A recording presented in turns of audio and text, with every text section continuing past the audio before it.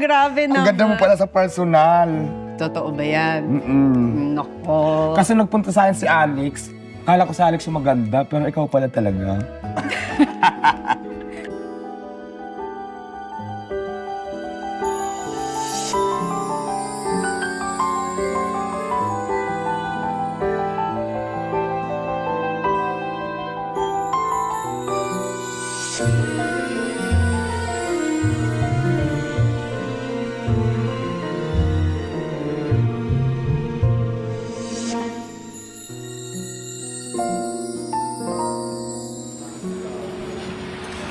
Nagmula sa kalangitan, lumagapak sa kalupaan, narito na sa inyong harapan ang nag-iisang diwata na mukhang kawatan. Nagmula sa kalangitan, lumagapak sa kalupaan, narito na sa inyong harapan ang nag-iisang diwata na Diyosa ng maparisan. Binago ko na. Ay, di na mukhang yung sa kawatan. Hindi na. Binago ko na siya. Kasi wala ng mga duguan. Oo, wala na. At saka yun, yung ano namin doon, okay na yun. Oo, Ay- kasi yung nagsumaksak daw sa'yo, nagtatrabaho na. Yes, nakamupo na kaming lahat. Nasa akin ngayon. Kumuha na kayo lang. Oo, nagkapatawan. Pagkatapos kang saksakin. Kaya kami nag-away-away doon kasi parang Nag-away-away noong Oo. 2016. Ayun nga yung, ayun yung nag-news kami before. Yes. Yun ang dahilan kasi sabi ko kung may mga bisyo kayo, pwede kung hindi nyo kayang tigilan, wala naman akong pakialam doon, pero umalis na kayo dito sa poder ko. Kasi kaya sila napunta doon sa tulay, dahil sa akin, ako nagpatira sa kanila kasi sa kalsada lang kami nagkakilala. Pero kung may mga bisyo kayo, para hindi naman ako madamay, umalis na lang kayo. Ay syempre, ang pinupoint nila is, hindi naman ako may-ari ng tulay. Ayaw nilang umalis. Hindi ikaw yung may-ari Oo. ng tulay. Ayaw nilang Huwag mo umalis. angkinin ng tulay. Oo. Nag-away-away kami. Ayun yung mga time na dumating sa point na nagkasakitan, nasugatan ako dito. Yun yung taas rumampa ako sa presinto. Ayun yung trending ko noon. So pero ngayon, okay na kami. Yes, yung pala Nagpatawaran yun. naman na. Tapos katunayan Kasi na. gumagamit sila nung time na yun. Oo. Pero nung time na yun, di ka gumamit. Hindi. Ay, Nangalaka lang kami doon pero hindi ako nag-drugs. Kasi imagine mo kung nagdadrugs ako ngayon, hindi ko mapalago yung tindahan ko ng ganyan. Kasi doon siya unang nakilala, si Diwata. Pero hindi Diwata talaga pala ang name mo. Ang full name mo ay... Deo. Ayo. Pambrusko eh, no? Deo Balbuena. Balbuena. Ba't naging Diwata? Masali ako sa mga beauty pageant, Tati. Beauty queen din ako at the same time. Beauty Queen. Okay. Oo. Ano mga Dalagita Days? Oo. Marami kasing klase ang pageant. Meron mga miski pang kalawakan, may Ito. mga... Nag-showtime ka din Oo, dati. yes. Okay. Nag-show din ako dati sa kay Kuya Will. Doon na-discover niya, gay beauty queen yung kategory. Tapos parang doon na po yung diwata ko.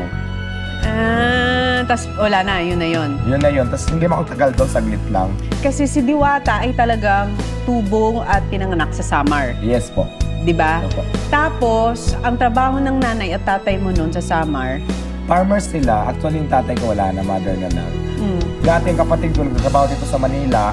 So parang na-curious ako sa pag umuwi sila. Puputi, pag alis doon ng itim. Parang sabi ko gusto ko rin magtrabaho doon. pumuputi pag... Oo, pumuputi. Oo, naging curious ako. Yung pala, kaya pala sila gumaganda.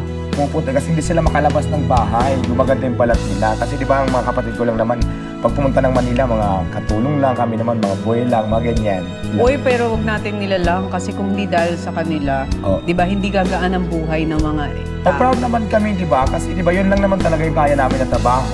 So, proud pa rin kami kasi malaki rin ang tulong para sa amin. Tsaka nagiging parte ng pamilya yung mga kasambahay natin, Yes, di ba? po. So, ilang taong ka nung pumunta ka dito sa Maynila? Siguro mga pag hindi ako 17, 18, or 16, hindi ko na matandaan kung Oo. anong exact. Basta ganun lang, yung tatlo na yun. Pumunta ka ng Maynila dahil Para magtrabaho. Pinasok ko nung unang trabaho ko, pinasok ako ng kapatid ko, nagtitinda kami ng prutas sa Pasig. Tapos umalis ako doon, pinasok naman ako boy. Tumagal din ako ng mga 5 years. Marami ko napasukan, pero ganun na yung trabaho ng mga napasukan ko. yung ako maging- houseboy, gano'n. Oo, mga ganyan. Pero girl ka talaga. Pero girl na talaga ako matagal. Kahit na. nung kinuha kang boy, as a girl ka. Girl pa rin ako, pero yung mga trabaho, pang lalaki talaga siya. Nagtatrabaho ka, ino-all out mo na gay ka, hindi pa. Hindi pa masyado, pero gay na talaga ako. Yung nga lang kasi nasanay ako sa ganong style kasi yung tatay ko, galit sa akin dahil... Binubugbog ka? Oo, dahil sa probinsya namin, 4 kami magkakapatid, puro babae lahat, bunso ako, parang junior sana ako. Ay. Kaya parang yung father ko, hindi niya matanggap na maging baklapak. Ako naman, nagpapanggap ako na kunwari lalaki, pero deep inside, babae din talaga ako. So, nabubugbog. Oo, nabubugbog ako madalas talaga ng father ko noon. Pero okay na yon. Mm-mm. Hindi ko naman to ginusto, di ba? Oo. So, kusa ko naman siyang naramdaman. Kusang Pero okay naramdaman. naman, bandang huli, yung tatay ko wala na ngayon, pero naging okay din naman kami. Paano kayo naging okay? Para tanggap niya na rin na ganun ako, bandang huli, bago siya mamatay. So nung pumunta ka na sa Maynila, ano naman ang na-discover mo sa Maynila? Kasi di ba usually daw, yung mga tao sa probinsya, sinasabi nila, pag pumunta tayo ng Maynila, gaganda ang buhay Ayan, natin. dito ko talaga napatunayan sa mga experience ko na hindi din talaga madali ang buhay sa Manila, lalong-lalo na pag wala kang discarded. Kasi ako nga naranasan ko maging palaboy talaga. Di ba, yun nga yung mga time na tumira ako sa ilalim ng tulay. Tapos, ang haba din siguro, matagal din ako doon, mga 3 years or 4 years sa ilalim ng tulay. Tapos yun nga, may nag sa akin na construction, na friend ko. Nag-enjoy ako, daming lalaki.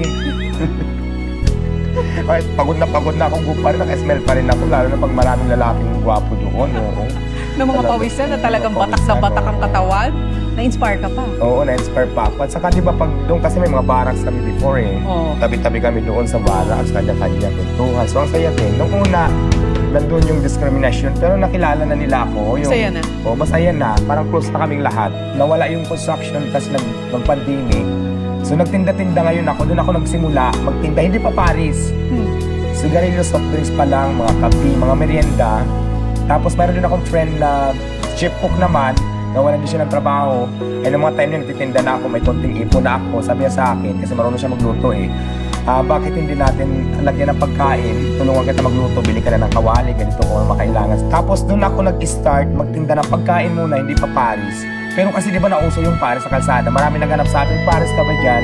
So nagka-interest ngayon ako, tinanong ko siya kung marunong siya mag-Paris, sabi niya marunong din daw siya. So ito ngayon, inaral ko na siya, natutunan ko na, wala na din kasing friend ko siguro 3 years ago. Wala na din. Parang nag-maintenance na may edad na kasi yun Parang hindi niya na kinaya. So, doon ko natutunan lahat yung knowledge ko sa pagluluto. Siya pala nagturo sa'yo sa pagluluto. Tapos ngayon, okay na, naging Diwata Paris na siya. Doon ako nakilala ngayon. Kasi ginawa ko siyang 100 only rice, may piece of drinks. Tapos tinangkilik naman ng masa, kaya marami akong customer ngayon. Oo, tsaka nagkukos ka ng traffic, umaabot daw ng Sofitel ang pila mo. Dati kasi sa kalsada lang ako, kasi yung street vendor na kung tawagin illegal vendor, kasi hindi naman kami nangupahan, wala kami permit. Pag may clearing, takbo-takbo. So naka-station ngayon, may bago na akong pisto, pero bago lang ako doon. Pero okay naman, mas lalo pag dumami yung customer ko. Kaya nga, pinipilahan na. Eh di, ang sarap ng pakiramdam pag nakikita mo. Yes, ang sarap ng feelings kasi diba, pinupunta ng mga tao, gustong mag-try, tikman yung iba bumabalik. Tapos pag nagustuhan ng iba, nagre-recommend pa, may kasamang family, mga friends. So ang sarap lang ng feelings na maraming sumusuporta sa Diwata Paris. At saka, grabe ngayon, may kotse na siya. Mabili na siya ng bahay. Okay naman, yung bahay ko ano lang siya, maliit lang, rides lang, pero at least naging safe na ako. Yung tulay, wala na ako doon. Bumili na ako ng mas komportable ako. Tapos sasakyan ko din ng magagandaan. Ano lang yun, second hand. Doon Pero kahit na ang sarap sa Oo. pakiramdam. Oo, ang sarap ng pakiramdam. Kasi dati kung bike lang yung sasakyan ko ngayon, Diba? kotse na talaga. Kaya ako binili yun. Kasi dati, natutulog ako pag pagod na sa tabi lang ng tindahan ko. Feeling ko hindi ako masyadong safe kasi malayo yung bahay ko, Quezon City. Yung mga gamit ko, yung cellphone ko, So, minsan nawawala. Quezon City, tas sa Pasay siya Oo. nagtatrak na. Pero doon naman talaga ako sa Pasay, di ba? Doon ako sa tulay dati. Tapos mas gamay ko yung Pasay. Kaya lang nakabili ako ng Ranch Quezon City. Kaya Eh di okay. Doon yung bahay ko. Anong pakiramdam na unti-unti na bago mo yung buhay mo? Imagine mo yung nakatira ka sa tulay, tapos ngayon may kotse ka na, may bahay masarap ka ang na. pakiramdam. Masarap. Pakiramdam na masarap na hindi ko kayang i-explain. Basta ang saya kasi bukod sa marami akong natutulungan kasi marami din nagtatrabaho sa akin na umaasa din sa akin, lalo na ako. Ilan na family ko. trabahador mo ngayon? Marami. More than, basta marami. Mga nasa 20, gano'n? Yes, more than pa yata. Hindi nga. Ang dami, di ba? Doon lang naman kami umaasa. Ako naman sabi ko, kahit wala nang kitain, basta ang mindset ko dyan is, makapagpasahod ako sa mga tao, lahat ng expenses ko, ma-shoulder ko. Kumita konti, kahit 300 lang, 1,000 lang o 500, tinatabi ko naman yun para sa akin in my future naman. Tapos tinutulong ko din sa family ko, mother ko, ganyan. Eh di tuwa yung pamilya mo. Tutulungan ko naman yung mother ko. Dati bili ako ng cellphone, mga damit. Tuwa naman siya. Yung dating hindi ko nabibigay, ngayon binibigay ko na sa kanya. Kaya supportin naman ako sa mother ko. So ano yung pwede mong i-share dun sa mga nanonood sa atin? Kasi pwedeng yung iba, sila yung nakatira ngayon sa tulay or pakalat-kalat sila sa kalsada or sila yung galing probinsya na pumunta dito sa Maynila tapos di nila alam kung ano magiging kapalaran nila dito. Ayan, sa lahat po ng lumalaban sa buhay, huwag kayong sumuko. Ang swerte, bigla na lang yung dumarating sa tao. Pero pag hindi pa para sa'yo, hindi pa para sa'yo. Huwag kang magmadali.